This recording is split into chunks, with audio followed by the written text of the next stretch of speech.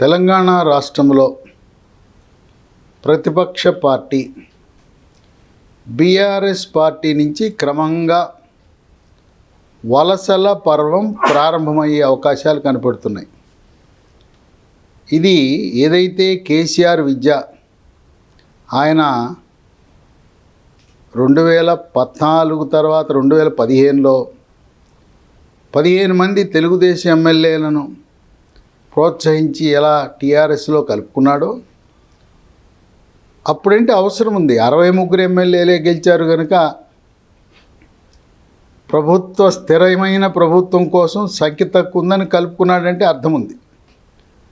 2018లో ఒక దుర్బుద్ధితో ప్రతిపక్షమే లేకుండా చేయాలి, తుడిచిపెట్టేయాలి, ఏకఛత్రాధిపత్యం నియంత పాలన కొనసాగించాలని 88 సీట్లతో ప్రజలు 2018లో అధికారం కట్టబెడితే 12 మంది కాంగ్రెస్ ఎమ్మెల్యేలను గోడ దూకించడం ఏమైనా సమంజసమా?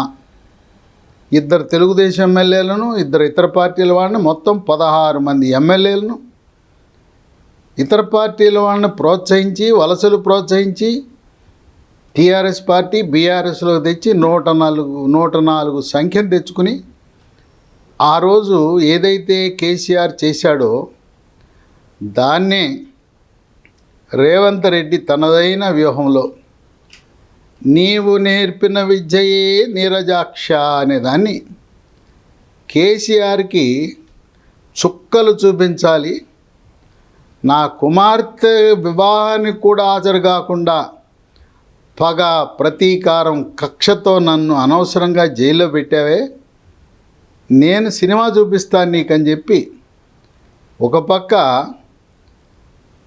అవినీతిపై విచారణలు, న్యాయ విచారణలు, విజిలెన్స్ విచారణలు, మరోపక్క రాజకీయంగా బీఆర్ఎస్ పార్టీ పతనమయ్యే వరకు నిద్రపోనని చెప్పి రేవంత్ రెడ్డి ఒక కృత నిశ్చయంతో ఉన్నాడు.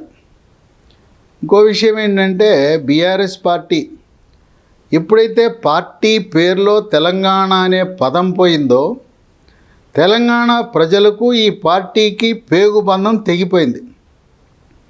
తెలంగాణ రాష్ట్రంలో ఇంత సంపాదించుకున్నారు అవినీతి సొమ్ము, ఇది చాలక దేశవ్యాప్తంగా ఇతర రాష్ట్రాల్లో కూడా పడి సంపాదించుకుందామనే లక్ష్యంతో కేసీఆర్ బీఆర్ఎస్ పార్టీ పెట్టాడు.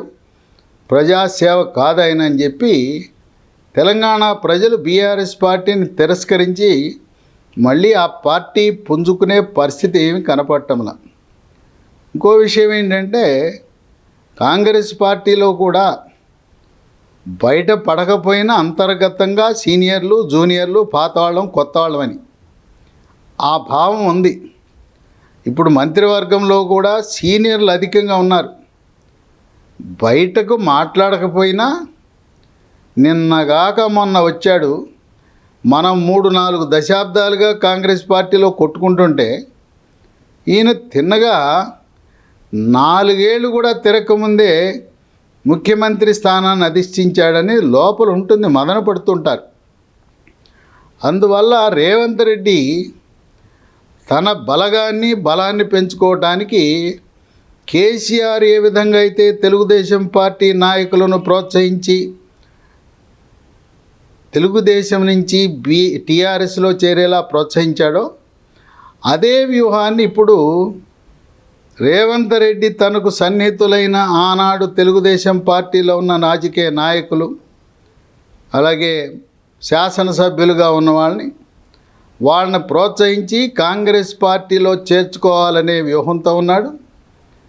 ఇంకో విషయం ఏంటంటే, ప్రస్తుతం 64 ఎమ్మెల్యేలు, దాంట్లో 3 కుటుంబాల్లో ఒక్కొక్క కుటుంబంలో ఇద్దరు ఉన్నారు ఎమ్మెల్యేలు. ఆ 3 కుటుంబాలు ఉత్తమ్ కుమార్ రెడ్డి, ఆమె భార్య పద్మావతి, అలాగే కోమటిరెడ్డి వెంకటరెడ్డి, కోమటిరెడ్డి రాజగోపాల్ రెడ్డి.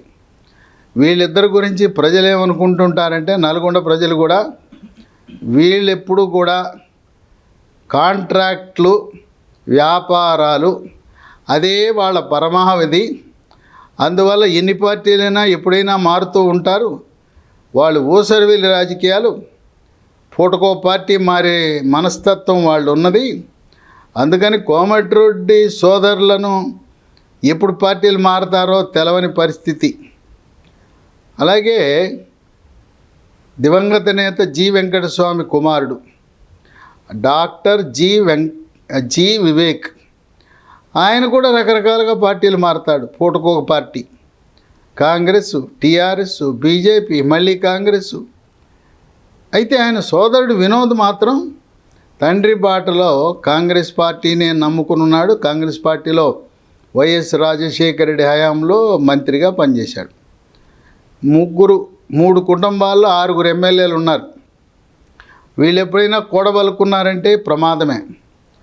అందువల్ల స్వదేశీ విదేశీ పెట్టుబడులు రావాలంటే వాళ్ళు చూసేది ఏంటంటే స్థిరమైన ప్రభుత్వము.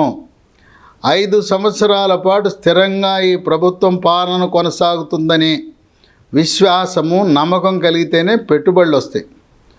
అందువల్ల హైకమాండ్ ఎలాగో ఉత్తర భారతంలో కాంగ్రెస్ పార్టీ అడ్రస్ లేకుండా తుడిచిపెట్టుకుపోయింది. ఇండియా కూటమి ముక్కలు చెక్కలైపోయింది. మళ్ళీ ప్రధానమంత్రి మోదీ 3వసారి ప్రధానమంత్రి అవటం ఖాయం. అటువంటి పరిస్థితుల్లో ఉన్న రాష్ట్రాలను బలోపేతం చేయటానికి రేవంత్ రెడ్డికి మీరు కలిసి వచ్చే ఎమ్మెల్యేలను మన పార్టీలో చేర్చుకోండి ఆయనకి అనుమతి ఇచ్చినట్టుగా ప్రచారం జరుగుతూ ఉంది.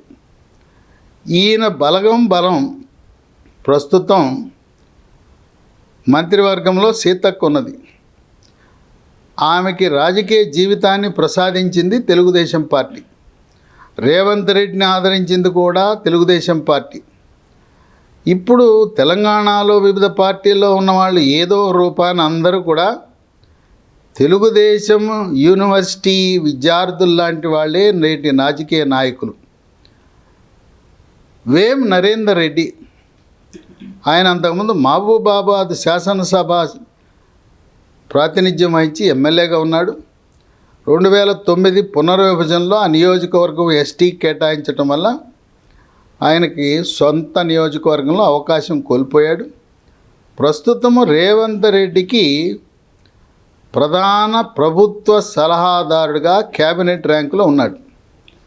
వేం నరేందర్ రెడ్డి, సీతక్క తప్పనిచ్చి మిగతా వాళ్ళంతా కాకలు తీరిన సీనియర్ కాంగ్రెస్ నాయకులు.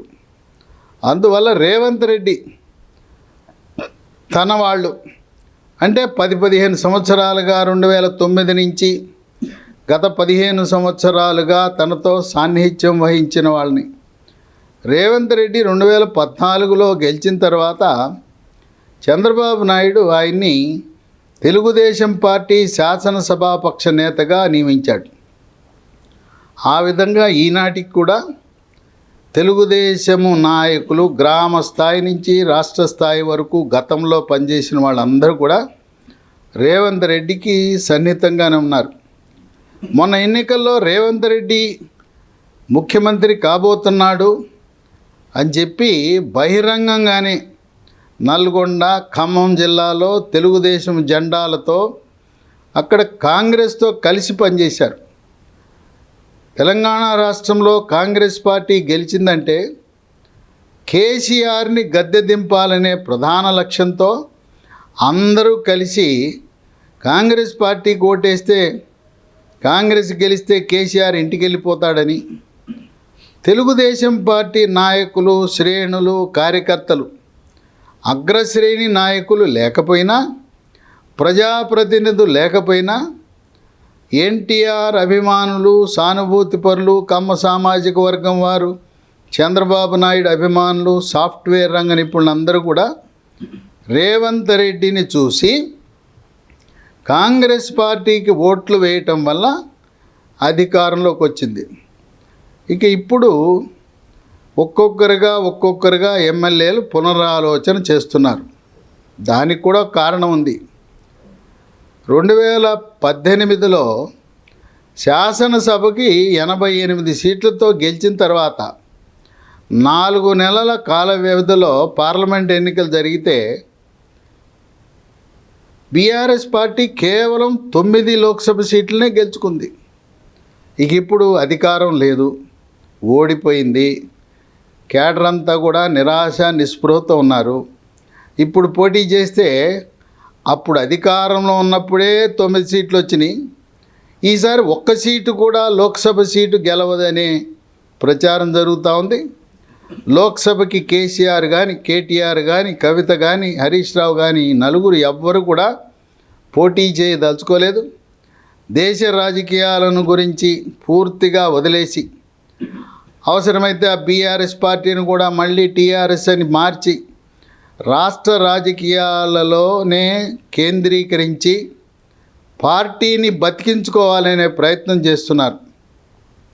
కేసీఆర్ తరం తర్వాత ఈ బీఆర్ఎస్ పార్టీ టీఆర్ఎస్ మనుగడ సాగించడం అసాధ్యం. ఎందుకంటే 3 పవర్ సెంటర్లు ఉన్నాయి.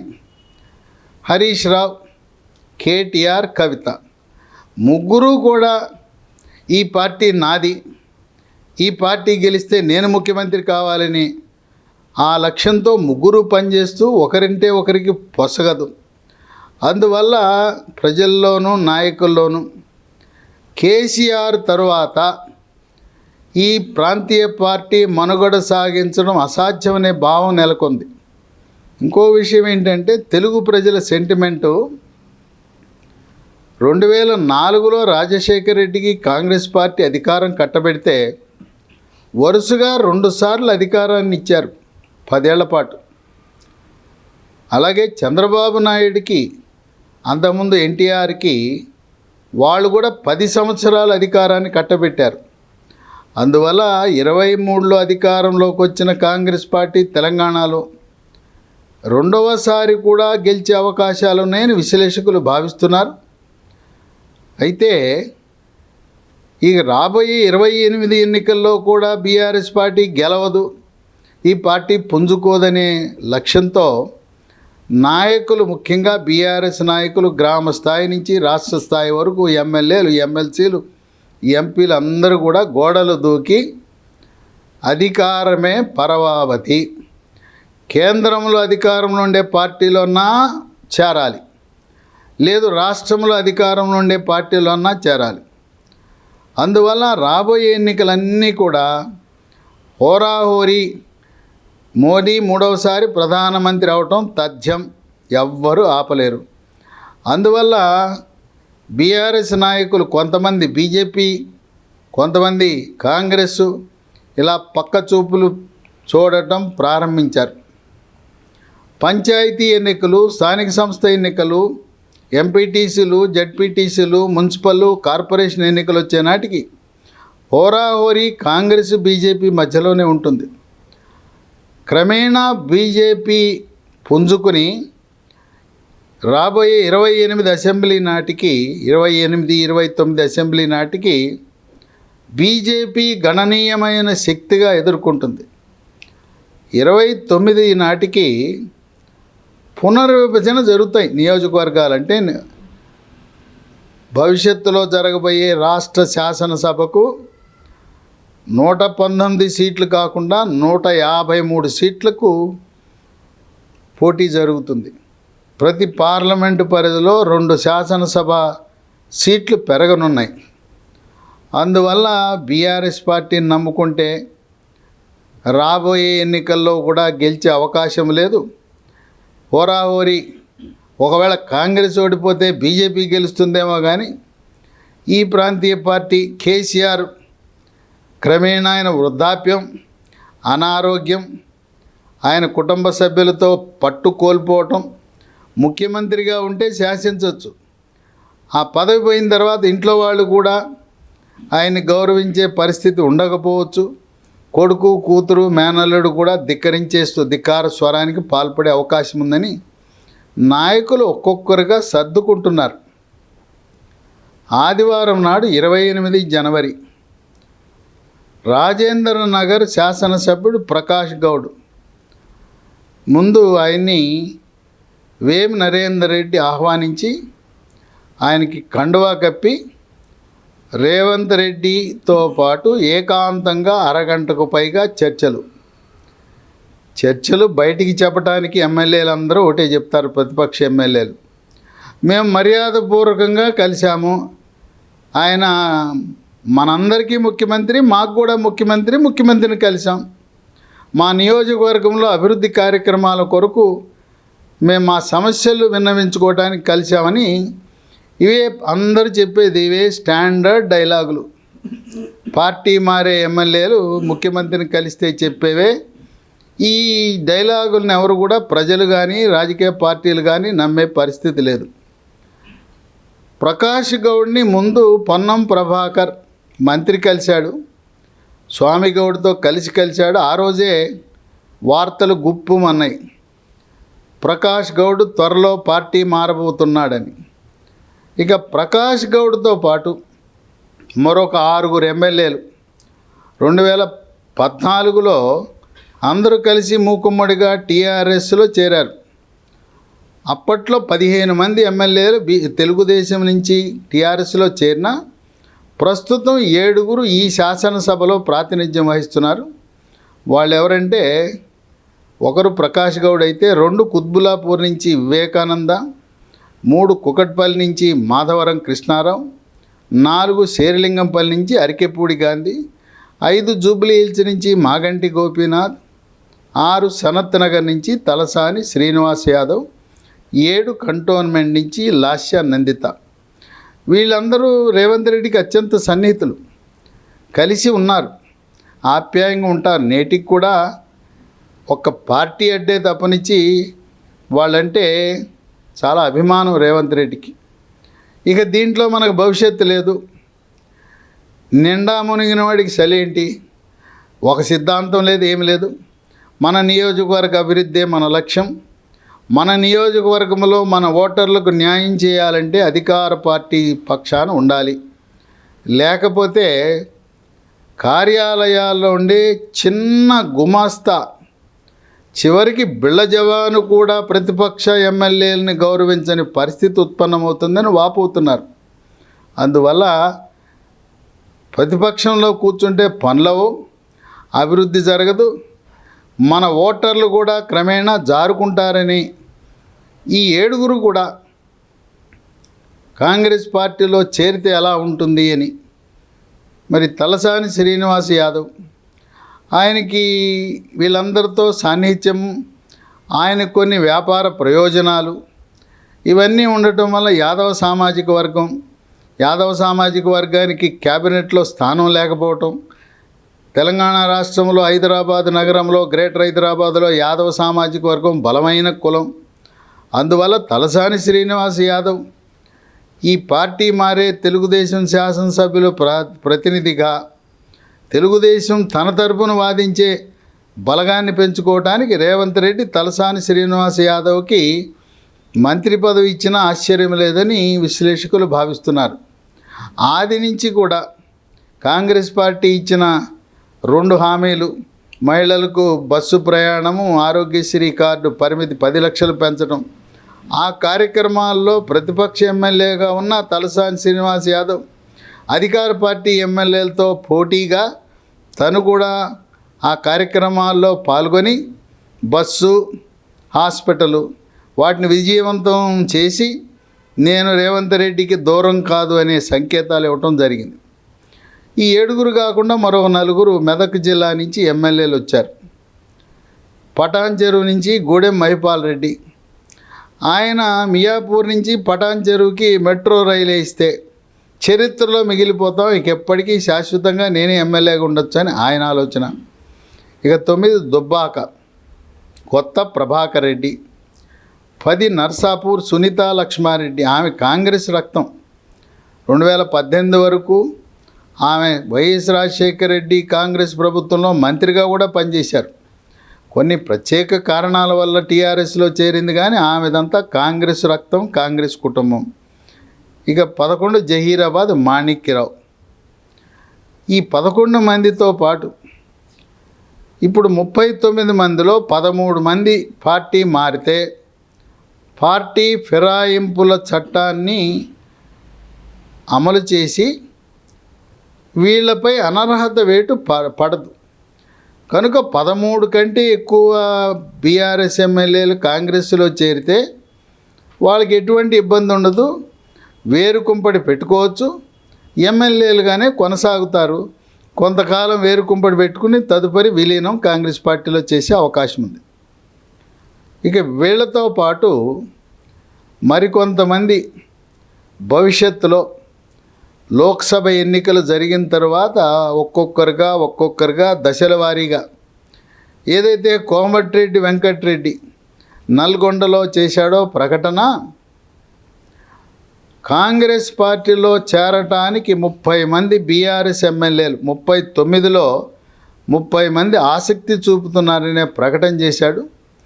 అది వాస్తవమయ్యే లక్ష్యంగా క్రమేణగా ఒక్కొక్కరు కాంగ్రెస్ గూటికి చేరటం వాళ్ళ లక్ష్యంగా పెట్టుకున్నారు. పార్లమెంట్ ఎన్నికల ముందే ఈ ఎమ్మెల్యేలు చేరితే కొన్ని పార్లమెంట్ సీట్లను పెంచుకోవచ్చనే ఆలోచనలో కాంగ్రెస్ పార్టీ రేవంత్ రెడ్డి ఉన్నాడు.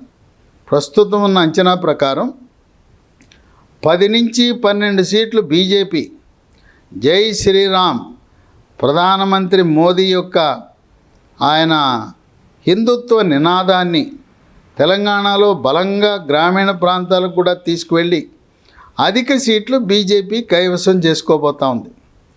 కొన్ని సర్వే సంస్థలు తెలివిగా ఒక పని చేశాయి. ఎవరైతే కాంగ్రెస్ పార్టీ అలాగే కారు పార్టీ ఆ 2 పార్టీలకు ఓట్లు వేశారో వాళ్ళ దగ్గరికి వెళ్ళి మళ్ళీ సర్వే నిర్వహించారు. మొన్న కారుకి వేశారు, చెయ్యికి వేశారు, ఈసారి ఎక్కడేస్తారంటే ఈసారి మోడీకి వేస్తాము, కమలం పువ్వు గుర్తుకేస్తామన్నారు.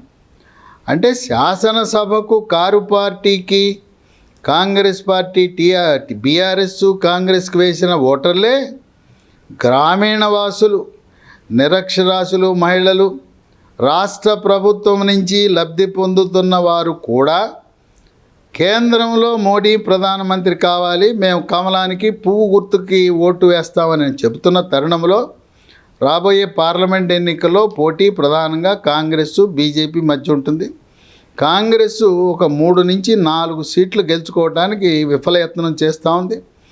ఎమ్మెల్యేల యొక్క వలసలు ప్రోత్సహించడం ద్వారా బలోపేతం చేయొచ్చని ఇప్పుడు మెదక్ జిల్లా నుంచి 4 వస్తే జహీరాబాదు మెదక్లో బలం పెంచుకోవచ్చని ప్రస్తుతం కాంగ్రెస్ పార్టీ మెదక్కు జహీరాబాద్ పార్లమెంట్లో చాలా బలహీనంగా ఉంది. ఇక ఈ చేవెళ్ళ చాలా బలహీనంగా ఉంది. చేవెళ్లలో అక్కడ కొండా విశ్వేశ్వరరెడ్డి గెలుపు దిశగా అడుగులు వేస్తూ ఉన్నాడు. అందువల్ల అక్కడ కాంగ్రెస్ పార్టీకి అభ్యర్థే కరువు అయ్యే పరిస్థితి ఉంది. అందువల్ల ఎంతమంది వస్తే అంతమందిని ప్రోత్సహించి లాంఛనంగా పార్టీలో చేరకపోయినా పరోక్ష మద్దతు ఇచ్చే విధంగా కొంత సమయం ఇవ్వాలనే ఆలోచనలో కూడా ఉన్నారు. ఈ దిశలో మల్లారెడ్డి, ఇక 12వ వాడు మల్లారెడ్డి, మేడ్చల్ నియోజకవర్గం, ఆయన ఏకైక తెలుగుదేశం పార్టీ ఎంపీగా మల్కాజ్గిరి నుంచి గెలిచి సంవత్సర కాలంలో టీఆర్ఎస్లో చేరాడు. మల్లారెడ్డికి ఏంటంటే ఆయనకి రాజకీయ ప్రయోజనాల కంటే కూడా వ్యాపార ప్రయోజనాలు, విద్యా సంస్థలు, పాలమ్ముకుని పూలమ్ముకుని కష్టపడి సంపాదించాడు. వాటిని నిలబెట్టుకోవడం కోసం పార్టీలు మారడానికి ఏమాత్రం వెనుకంజ వేయడు మల్లారెడ్డి. ఇప్పుడు ఆయనకు వచ్చిన సంకటం ఏంటంటే కేంద్రంతో సఖ్యతతో ఉండాలి, రాష్ట్ర ప్రభుత్వంతో అనుకూల వాతావరణంలో ఉండాలి. ఈయనకి 2021లో కేసీఆర్ మల్లారెడ్డి అని ఒక ప్రైవేట్ యూనివర్సిటీ రాష్ట్ర శాసనసభలో ప్రతిపాదించి ఇచ్చాడు. అది 2 ఏళ్ళైంది ఆ యూనివర్సిటీ వచ్చి. పైగా ఆయన 2 మెడికల్ కాలేజీలు మల్లారెడ్డి, 2 డెంటల్ కాలేజీలు, 4 సంస్థలు నడుపుతున్నాడు. ఇవి కాకుండా ఈ మల్లారెడ్డి యూనివర్సిటీ అది అభివృద్ధి చెందాలంటే రాష్ట్ర ప్రభుత్వం యొక్క సహకారం అవసరం. అందువల్ల తనకు పదవి కోసం కాకపోయినా ఈ సంస్థలు, విద్యా సంస్థలు, మల్లారెడ్డి యూనివర్సిటీ కోసం ఆయన ఏమి పార్టీ మారడానికి ఏమాత్రం వెనుకంజ వేయడు. ఇక ఆయన అల్లుడు ఇక 13 ఆయన అల్లుడు మల్కాజ్గిరి శాసనసభ్యుడు మర్రి రాజశేఖర్ రెడ్డి. ఆయన కూడా మర్రి లక్ష్మారెడ్డి విద్యా సంస్థలు నిర్వహిస్తున్నారు. 23 సంవత్సరంలో ఆయన కూడా మా మామకి 2 మెడికల్ కాలేజీలు 2 డెంటల్ కాలేజీలు ఉంటే నేను కూడా పెట్టచ్చని ఒక మెడికల్ కాలేజ్ పెట్టాడు. దాని పేరు అరుంధతి మెడికల్ కాలేజ్ దిండిగల్. ఒక బ్యాచ్ అడ్మిషన్లు అయినాయి. ఆయన మర్రి లక్ష్మారెడ్డి విద్యా సంస్థల్ని మా మామతో పోటీగా నేను కూడా ఎందుకు ఒక ప్రైవేట్ యూనివర్సిటీ చేయకూడదనే సంకల్పంతో ఉన్నాడు. మల్లారెడ్డి యూనివర్సిటీ లాగా మర్రి లక్ష్మారెడ్డి యూనివర్సిటీ పెట్టాలనే సంకల్పంతో మర్రి రాజశేఖర రెడ్డి ఉన్నాడు. ఆయన మెడికల్ కాలేజీ ఒకే ఒక్క బ్యాచ్ అడ్మిట్ అయింది. అందువల్ల విద్యా సంస్థలు మెడికల్ కాలేజీ ఆ ప్రయోజనాలు కాపాడటానికి మామ అల్లుళ్ళు ఇద్దరు కూడా కూడబలుక్కుని, ఎందుకు వచ్చిన గొడవ, రేవంత్ రెడ్డి మనోడు, మన తెలుగుదేశం వాడు, 2014లో రేవంత్ రెడ్డి ఎమ్మెల్యే, నేను ఎంపీ కనుక నేను మళ్ళీ నా సొంత గూటికి సొంత ఇంటికి వెళ్తున్నా, ఇప్పుడు ప్రస్తుతం బీఆర్ఎస్ అంటే అద్దిల్లు, స్వగృహ ప్రవేశం చేస్తున్నానని మాట్లాడతాడు మల్లారెడ్డి. వాళ్ళిద్దరూ కూడా ఏదో ఒకరోజు కాంగ్రెస్ గూటికి చేరతారు. కేంద్రంలో ఉన్న బీజేపీని ఎప్పుడు కూడా వాళ్ళు విమర్శించరు మోడీని. వాళ్ళకి అవసరం అన్నది మెడికల్ కాలేజీలు డెంటల్ కాలేజీలు ఇవన్నీ నడపాలంటే కేంద్ర ప్రభుత్వంలో ఉండే నేషనల్ మెడికల్ కమిషన్ యొక్క అనుమతి తప్పనిసరి. ఇక 14వ శాసనసభ్యుడు భద్రాచలంలో డాక్టర్ తెల్లం వెంకట్రావు. ఆయన భౌతికంగా బీఆర్ఎస్ పార్టీలో ఉన్న మనసు మాత్రం కాంగ్రెస్ పార్టీ. ఆయన పొంగులేటి శ్రీనివాసరెడ్డి అనుచరుడు. పొంగులేటి ఆయన కోసం భద్రాచలం కాంగ్రెస్ ఎమ్మెల్యే సీటు కోసం ప్రయత్నించాడు. కానీ హైకమాండ్ అక్కడ సిట్టింగ్ ఎమ్మెల్యే పోదెం వీరయ్య ఉండటం వల్ల సాధ్యపడదంటే ఆయన డాక్టర్ తెల్లం వెంకట్రావు పొంగులేటి శ్రీనివాసరెడ్డి యొక్క సలహా మేరకు బీఆర్ఎస్కి వెళ్ళి బీఆర్ఎస్లో గెలిచాడు. ఆయన మనం కాంగ్రెస్ పార్టీ ఎమ్మెల్యేగానే మనం పరిగణించవచ్చు. నామ్కా కారు పార్టీలో ఉన్న ఆయన ఎప్పుడైనా పొంగులేటి శ్రీనివాసరెడ్డి ఆయన యొక్క సలహా మేరకు ఎప్పుడొచ్చి జై అనమన్నా కూడా కాంగ్రెస్కి జై అంటాడు. ఇక 15 పల్లా రాజేశ్వరరెడ్డి. మల్లారెడ్డికి 21 సంవత్సరంలో ఏ విధంగా రాష్ట్ర శాసనము ద్వారా ప్రైవేట్ యూనివర్సిటీ ఇచ్చాడో పల్లా రాజేశ్వరరెడ్డి కూడా ఒక యూనివర్సిటీ ఇచ్చాడు కేసీఆర్. దాని పేరు అనురాగ్ యూనివర్సిటీ. ఈయన కూడా ఆయన భార్య నీలిమ పేరిట గట్కేసర్లో నీలిమ మెడికల్ కాలేజ్ పెట్టాడు. 1 సంవత్సరం అయింది, అడ్మిషన్లు 23లో చేశారు. ఈ అనురాగ్ యూనివర్సిటీ బతికి బట్టకట్టాలన్నా వృద్ధి చెందాలన్నా రాష్ట్ర ప్రభుత్వ అనుమతి అవసరం. రాష్ట్ర ప్రభుత్వ అధీనంలో నిర్వహించబడే స్టేట్ యూనివర్సిటీ ఇది. అందువల్ల పల్లా రాజేశ్వరరెడ్డి ఆయన వివాదరహితుడు, అందరితో కూడా సర్దుకుపోతాడు. కనుక పల్లా రాజేశ్వరరెడ్డి ఆయన కూడా ఈ మధ్య ఆయన భార్య నీలిమ పేరిట ఒక పోలీస్ కేసు కూడా నమోదు చేశారు. ఎవరో ప్రైవేటు భూమిని ఆక్రమించుకోవడానికి ప్రయత్నించారని కేసు పెట్టారు. అందువల్ల పల్లా రాజేశ్వరరెడ్డి తన యూనివర్సిటీ ప్రయోజనాల కోసం, మెడికల్ కాలేజీ విద్యా సంస్థల ప్రయోజనాల కోసం మల్లారెడ్డి మర్రి రాజశేఖర రెడ్డి బాటలోనే ఆయన పైనుంచి కాంగ్రెస్ పార్టీకి దగ్గరైన ఆశ్చర్యం లేదని విశ్లేషకులు భావిస్తున్నారు. ఇక 16 దానం నాగేందర్, ఖైరతాబాద్. ఆయన మంత్రివర్గంలో బీఆర్ఎస్ పార్టీలో స్థానం పొందాలని ఆశించాడు. ఆయన కాంగ్రెస్ జమానాలోనే మంత్రిగా పనిచేశాడు, సీనియర్ నాయకుడు. ఆయనకి ప్రాతినిధ్యం లభించలేదు, ఆయనకి మంత్రివర్గంలో స్థానం లభించలేదు. అసలు దానం నాగేందర్ పుట్టిందే కాంగ్రెస్ పార్టీ, ఆయన రక్తమే కాంగ్రెస్. 2004లో ఆసిఫ్ నగర్ నుంచి అప్పుడు కాంగ్రెస్ పార్టీ సీట్ ఇవ్వకపోతే తెలుగుదేశం పార్టీ తరఫున గెలిచాడు. గెలిచి కాంగ్రెస్ అధికారంలోకి వస్తే రాజశేఖర్ రెడ్డి రిజైన్ చేసి రాజీనామా చేసి పోటీ చేయమంటే పోటీ చేసి ఓడిపోయాడు. నాగేందర్ గెలిస్తే ఇచ్చేవాడిని అన్నాడు. తర్వాత ఆయన్ని వైద్య ఆరోగ్య శాఖ మంత్రి చేశాడు వైఎస్ రాజశేఖర రెడ్డి.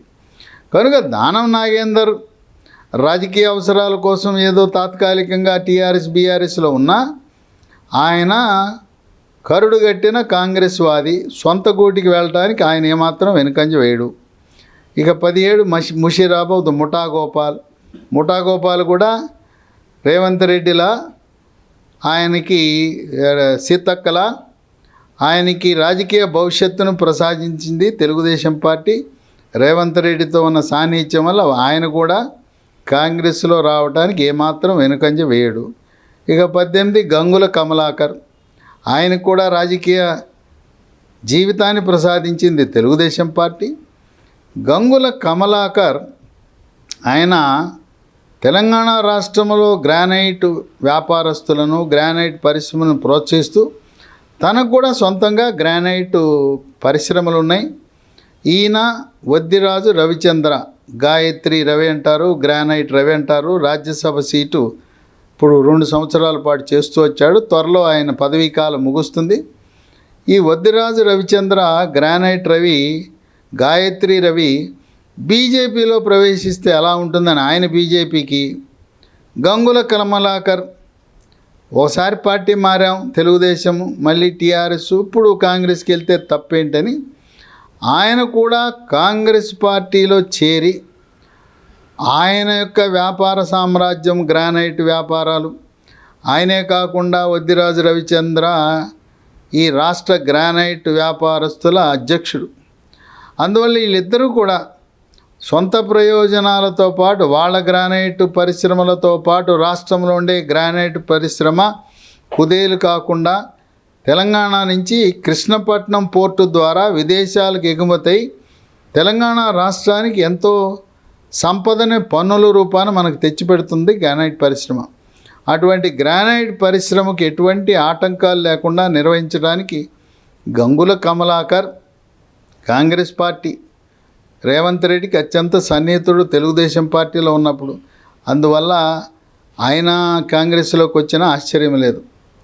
ఇక 19 చింతా ప్రభాకర్, ఆయన జగ్గారెడ్డిని ఓడగొట్టాడు.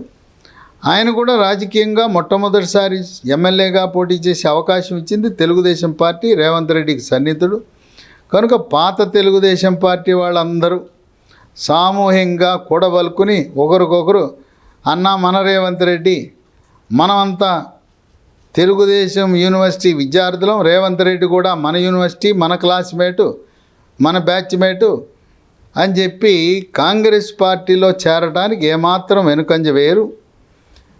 ఇక 20 బండ్ల కృష్ణమోహన్ రెడ్డి గద్వాల, ఆయన కూడా ఆయన రాజకీయ ప్రవేశం తెలుగుదేశం పార్టీ 2009లో ఆయనకు అవకాశం కల్పించింది.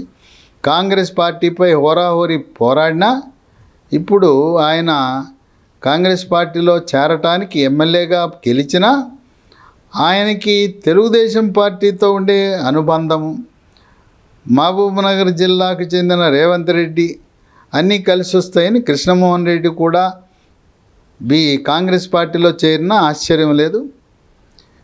ఇక 21 పోచారం శ్రీనివాసరెడ్డి, ప్రస్తుత మాజీ స్పీకరు. ఆయన 6 సార్లు బాన్స్వాడ నియోజకవర్గం నుంచి గెలిచాడు. బలమైన నాయకుడు. వద్దను కొద్దీ కేసీఆర్ నువ్వే నిలబడాలన్నాడు. ఆయన పెద్ద కుమారుడు సురేందర్ రెడ్డిని నియోజకవర్గ ఇన్ఛార్జిగా పెట్టి ఆయన ఎమ్మెల్యేగా పోటీ చేద్దామా, లేదు చిన్న కుమారుడు భాస్కర్ రెడ్డి ప్రస్తుతం నిజామాబాద్ జిల్లా మార్కెటింగ్ సొసైటీ అధ్యక్షుడిగా ఉన్నాడు. వాళ్ళ పిల్లలు భాస్కర్ రెడ్డిని, సురేందర్ రెడ్డిని రాజకీయంగా వారసులుగా ప్రవేశపెట్టి తను వెనకాలండి నడిపించాలనే సందర్భంలో ఇక బీఆర్ఎస్కి భవిష్యత్తు లేదని చెప్పి ఆయన కూడా కాంగ్రెస్ పార్టీలో దగ్గరయ్యే అవకాశం ఉంది. రేవంత్ రెడ్డికి సన్నిహితుడు. ఇక 20 కడియం శ్రీహరి, ఆయన కుమార్తె డాక్టర్ కావ్య, ఆమెకి రాజకీయ భవిష్యత్తు ప్రసాదించాలని డాక్టర్ కావ్యకి వరంగల్ నుంచి బీఆర్ఎస్ పార్టీ తరఫున పోటీ చేసే అవకాశం అని అడుగుతూ ఉన్నాడు. ఇస్తే సరి, ఇవ్వకపోతే కడియం శ్రీహరి కూడా రేవంత్ రెడ్డితో చాలా సన్నిహితుడు, ఆయనకి గౌరవం ఉంటుంది. మాదిగ సామాజిక వర్గానికి చెందిన కడియం శ్రీహరి అంటే అన్ని రాజకీయ పార్టీలు ఆయన గౌరవిస్తారు. ఏదో ఒకరోజు ఆయన కూడా కాంగ్రెస్ బాట పట్టినా ఆశ్చర్యం లేదు. ఇలా ఉంటే మాజీ సీనియర్ నాయకులు తీగల కృష్ణారెడ్డి, మాజీ మహేశ్వర ఎమ్మెల్యే, ఆయన కోడలు డాక్టర్ అనితారెడ్డి రంగారెడ్డి జిల్లా పరిషత్ చైర్పర్సన్. వీళ్ళిద్దరూ కూడా త్వరలో కాంగ్రెస్ పార్టీలో చేరబోతున్నారు. బీఆర్ఎస్ని వీడి తీగల కృష్ణారెడ్డిని కాంగ్రెస్ పార్టీ తరఫున చేవెళ్ల నియోజకవర్గం లోక్సభకు పోటీ చేస్తే ఎలా ఉంటుందనే ఆలోచన ఉంది. ఇలాంటి కుటుంబం మరొకటి పట్నం మహేందర్ రెడ్డి. అందరూ మెడికల్ కాలేజీ పెట్టారు, నేను ఎందుకు పెట్టకూడదని ఇంజనీరింగ్ కాలేజీలతో పరిమితం చేయకుండా పట్నం మహేందర్ రెడ్డి చేవెళ్లలో పట్నం మహేందర్ రెడ్డి మెడికల్ కాలేజ్ పెట్టాడు. గత 5 సంవత్సరాలుగా నిర్వహిస్తున్నారు. పట్నం మహేందర్ రెడ్డి మల్లారెడ్డి పల్లా రాజేశ్వరరెడ్డి యూనివర్సిటీలు పెడితే నేను ఎందుకు పెట్టకూడదని ఆయన కూడా ఒక ప్రైవేట్ యూనివర్సిటీ పెట్టాలనే సంకల్పంతో ఉన్నాడు. మొన్న సమీక్షా సమావేశం చేవెళ్ల పార్లమెంట్ సమీక్షా సమావేశంలో రోహిత్ రెడ్డికి పట్నం మహేందర్ రెడ్డికి మధ్య జరిగిన ఘర్షణ చూస్తే ఆ ఘర్షణ జరిగిన కేటీఆర్, హరీష్ రావు, ఆ కుటుంబం అంతా పైలట్ రోహిత్ రెడ్డిని మద్దతు ఇస్తుందని ఆగ్రహంతో ఉన్న పట్నం మహేందర్ రెడ్డి ఆయన తమ్ముడు 2018లో ప్రస్తుత ముఖ్యమంత్రి రేవంత్ రెడ్డిని ఓడించిన పట్నం నరేందర్ రెడ్డి భార్య సునీత మహేందర్ రెడ్డి ప్రస్తుతం వికారాబాద్ జిల్లా పరిషత్ చైర్పర్సన్గా ఉంది. వీళ్ళందరూ త్వరలో కాంగ్రెస్ పార్టీ గూటికి చేరతారని, పట్నం మహేందర్ రెడ్డిని చేవెళ్ల నియోజకవర్గం తరపున పార్లమెంటుకు కూడా పోటీ చేయించే అవకాశం ఉందని ఊహాగానాలు ఉన్నాయి. ఈ విధంగా ఆనాడు కేసీఆర్ కూడా ఆయన ఎన్టీఆర్ యొక్క వారసుడు. ఈ టీఆర్ఎస్ పార్టీలో ఎన్టీఆర్ దగ్గర చంద్రబాబు నాయుడు దగ్గర శిష్యుడిగా ఉంటూ ఈ టీఆర్ఎస్ పార్టీని స్థాపించి ఎదిగాడు. టీఆర్ఎస్లో తనకున్న సన్నిహితులైన తెలుగుదేశం నాయకులని అందరినీ ఎమ్మెల్యేలందరినీ చేర్చుకుని ఒకానొక దశలో ఈ ఉద్యమకారులందరినీ కూడా పొమ్మనలేక పొగబెట్టేశాడు. ఉద్యమకారులు బయటికి వెళ్ళిపోయారు, కవులు వెళ్ళిపోయారు, కళాకారులు వెళ్ళిపోయారు, జైలుకి వెళ్ళిపోయిన వాళ్ళు వెళ్ళిపోయారు, సకల జన్మను సమ్మె చేసిన వాళ్ళు, సాగరహారం చేసిన వాళ్ళు మొత్తం బయటికి వెళ్ళిపోయారు. చివరికి మిగిలింది ఈ వలస నాయకులు, సమైక్యవాదులు. ఎన్నడూ కూడా జై తెలంగాణ అని ఉద్యమ నినాదం ఇవ్వని వాళ్ళను ఒకానొక దశలో ఈ పార్టీని టీఆర్ఎస్ పార్టీని తెలంగాణ రాష్ట్ర సమితి కాదురా ఇది తెలుగు రాష్ట్ర సమితి, ఇది తెలుగుదేశం పార్టీ వాళ్ళకి 4 మంత్రి పదవులు ఇచ్చాడని చెప్పి విమర్శలు కూడా వచ్చిన తరుణంలో క్రమేణా బీఆర్ఎస్ పార్టీ బలహీనపడతా ఉంది. పార్లమెంట్ ఎన్నికల ఫలితాలు వచ్చిన తర్వాత ఒక్క సీటు కూడా బీఆర్ఎస్ గెలవలేకపోతే ఇక మొత్తం పార్టీ ఖాళీ అయి భవిష్యత్తులో నువ్వా నేనా అనే విధంగా తెలంగాణలో జాతీయ స్థాయిలో ఏ విధంగా అయితే బీజేపీ కాంగ్రెస్ పార్టీలు ఉన్నాయో అదేవిధంగా తెలంగాణ రాష్ట్రంలో కూడా ఈ కుటుంబ కలహాలతో సతమతమవుతున్న బీఆర్ఎస్ పార్టీ మనుగడ సాగించడం కష్టతరం. కేసీఆర్ తరం తర్వాత కేటీఆర్, ఈ హరీష్ రావు ఒక వర్రలో 2 కత్తులు ఎలా పెట్టలేమో హరీష్ రావు ఈ కేటీఆర్తో ఆయనతో సర్దుబాటు చేసుకోవటం కష్టతరం కనుక ఏదో ఒకరోజు హరీష్ రావు కేటీఆర్తో విభేదించి బయటకు వస్తాడని ఊహాగానాలున్న తరుణంలో కలహాల కుంపటి కుటుంబ పార్టీ, వారసత్వ పార్టీ, అవినీతి పార్టీ, అహంభావ పార్టీ, నియంతృత్వ పార్టీగా తెలంగాణ ప్రజలు ముద్ర వేసిన బీఆర్ఎస్ పార్టీ పేరు మార్చి మళ్ళీ టీఆర్ఎస్ అని పెట్టిన ఈ పార్టీ భవిష్యత్తులో మనుగడ సాగించటం కష్టతరం. అందువల్ల నాయకులు వాళ్ళెప్పుడు కూడా పదవే పరమావధి. బెల్లం మీద ఈగలు వాల్తాయి. అదేవిధంగా అందరూ కూడా రాష్ట్రంలో ఉండే కాంగ్రెస్ పార్టీ కన్నా వెళ్దాం, కేంద్రంలో 3వసారి అధికారం చెలాయించబోతున్న బీజేపీ కన్నా వెళ్దాం, మన అదృష్టాన్ని పరీక్షించుకుందామని చెప్పి బీఆర్ఎస్ని పెద్ద ఎత్తున రాష్ట్ర స్థాయి నుంచి గ్రామ స్థాయి వరకు శ్రేణులు, కార్యకర్తలు, నాయకులు పార్టీని వీడి పక్కచూపులు చూసే పరిస్థితి వచ్చిందని విశ్లేషకులు భావిస్తున్నారు.